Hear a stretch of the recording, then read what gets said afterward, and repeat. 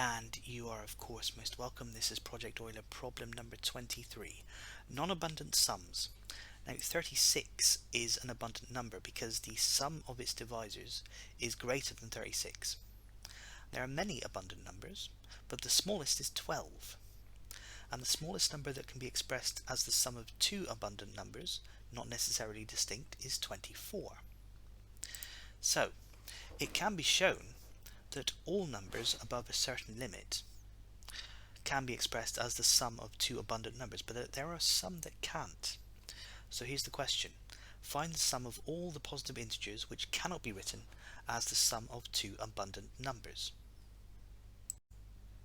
Okay, so we'll make a start. There's going to be two algorithms today. I won't do the brute force solution because it takes ages to run.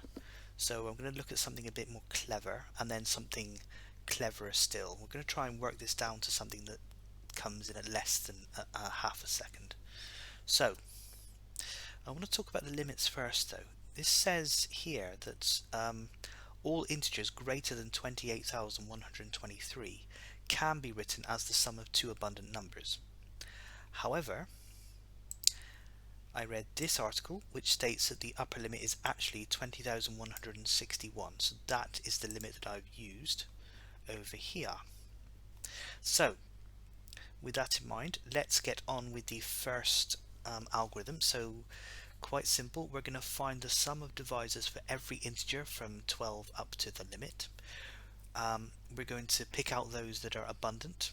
We're going to find all the possible sums of those abundant numbers, and then we're going to find the list of integers that does not appear in the list of sums of abundant numbers. So it sounds complex, but it'll look fine. Okay, so I've added 1 to the limit because you know what Python's like with loops, it's a total pain in the ass. So I'll start by defining the function that gets the sum of divisors. So sum of divisors n. Okay, start with total equals 1 because obviously every number has 1 as a divisor. And we're going to start with the square root of n, work our way down to 2 and find all the divisor pairs, like this. M equals int n to the power of 0.5, and then for I in range, m down to 2, Python of course being a pain in the ass, we go to 1, and we're decrementing, so minus 1. Now if n mod I equals 0, in other words if n divides by I, then we will have a divisor pair. We've got to add both of them to the total, but not if it's a square number, because if it's square then we'll be adding 6 twice. For example, if it's 36, we'll be adding 6 twice. We don't want to do that, so we need to add in a little extra check to make sure that doesn't happen. So total plus equals I, and then if n divided by I is not equal to I, then total plus equals n divided by I, and that will give us the total, which we then return. There. Okay, so now we're going to have a list of abundant numbers. So we need to set that up. So abundant equals the empty list. Then we fill the list. We could do just a bit of a list what do they call it? List comprehension. That's right. So I for I in range. We know the smallest one is going to be 12 and the biggest will be limit. If sum of divisors I is greater than I. So that's cool. So that's that done. Now the next thing we want to do is find out all the sums of abundant numbers. Now the way I've done this is I've set up an array sum of abundant, and initially they're all going to be set to false, so we assume that none of them are the sum of two abundant numbers. Now Python's awkward, so we have to do limit plus 1 here. Now as we go through and find all the sums of abundant numbers, we're going to set all the relevant ones to true. So all the ones that are lower than the limit, we're going to set them to true. Then we're going to loop through this array here, the sum of abundant, and add up all the numbers that are still set to false. So it's going to work like this. For I in range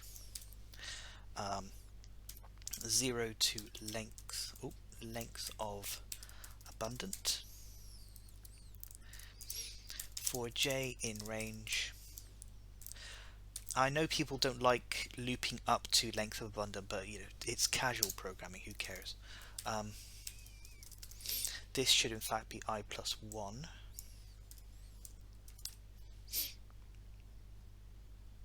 Or should it be I plus 1?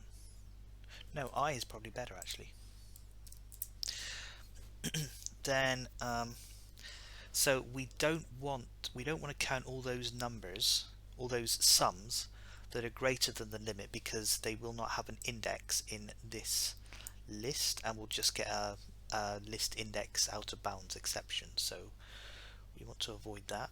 If abundant I plus abundant j is greater than the limit, then we just skip it.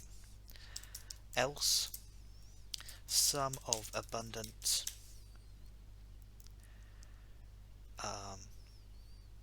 abundant I plus abundant j equals true.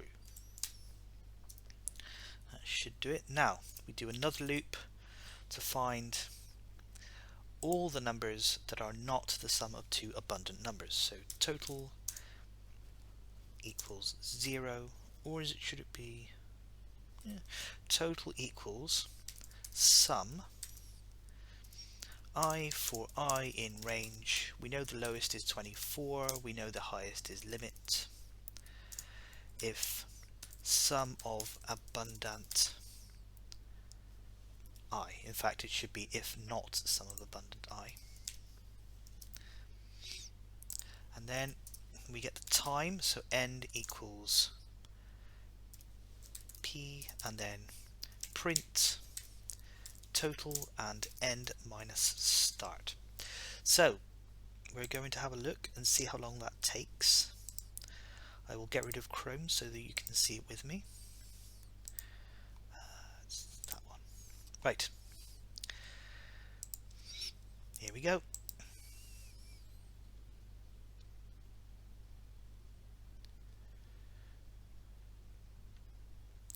That's incorrect. It took 6.89 seconds, so what have I done wrong?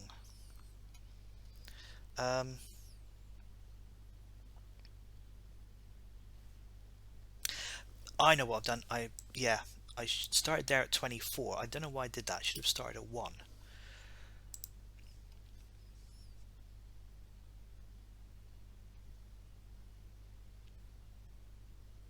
There we go. That's the correct answer, and yeah, 6.89 seconds. We can actually do this in less than half a second. I will show you how thusly. Okay, so here's the quickest method I've been able to find, and we're going to read this article to get some more information.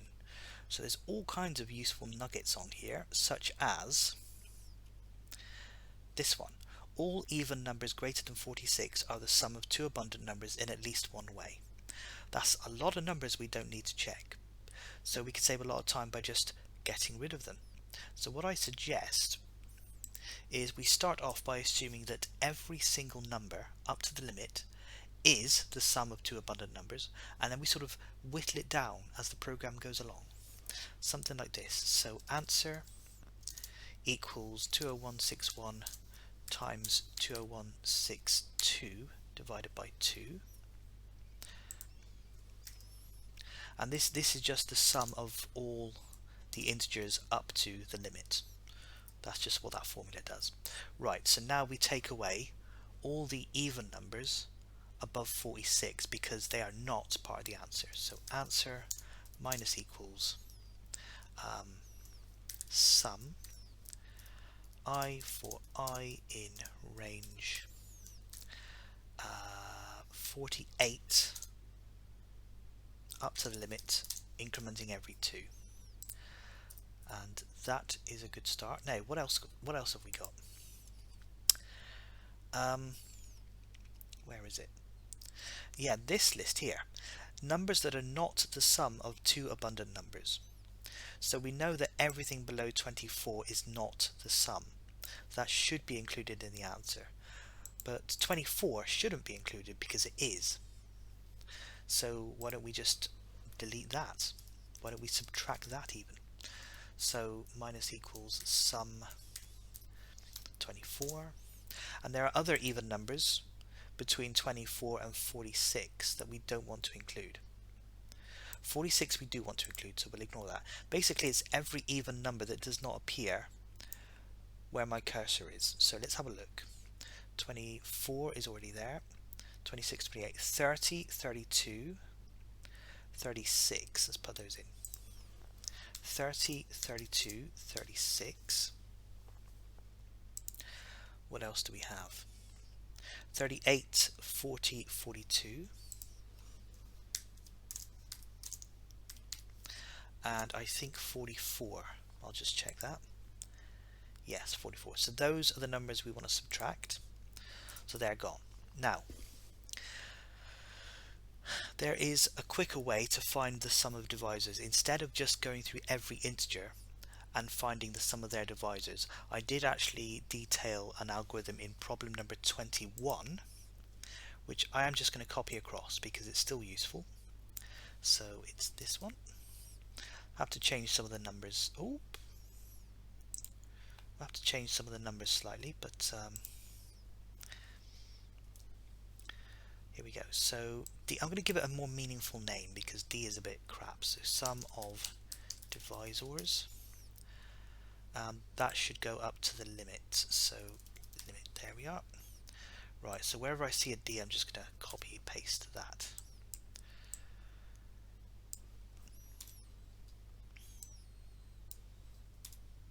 There we go. Right, some of the numbers here need to change as well. So that should be limit divided by 2. Limit divided by 2 plus 1 now will make a difference. And then this should be I limit I.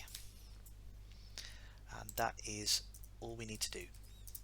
So that's just a very quick way of finding the sum of divisors for all n below a certain limit.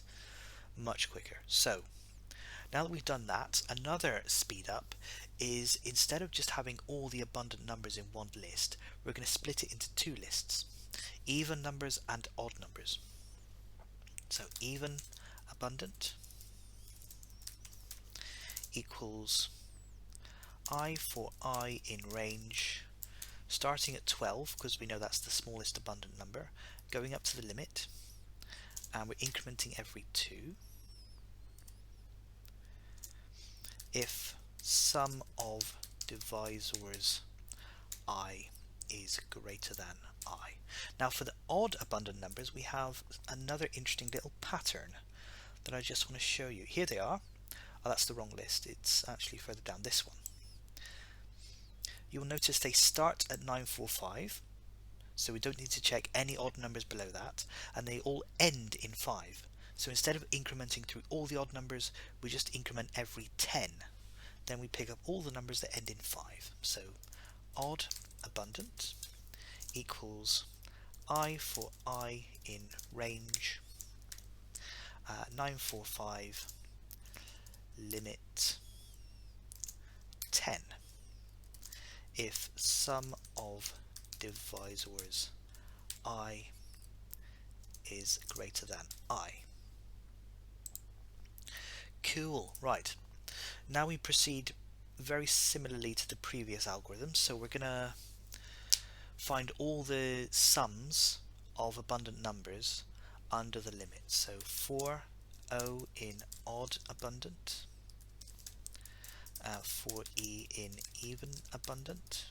Oh. Then if O plus E is greater than the limit, we don't really want to store it. So we need an array, so sum of abundant is just going to be the empty array to start with. If O plus E is greater than the limit, then we have no interest in it, so we just continue. Else, should that actually be a break? Wonder if that would make it even quicker. Ooh. Let's make that a break instead of a continue. Else, we add it to the list of the sums of abundant numbers. So sum of abundant dot append O plus E.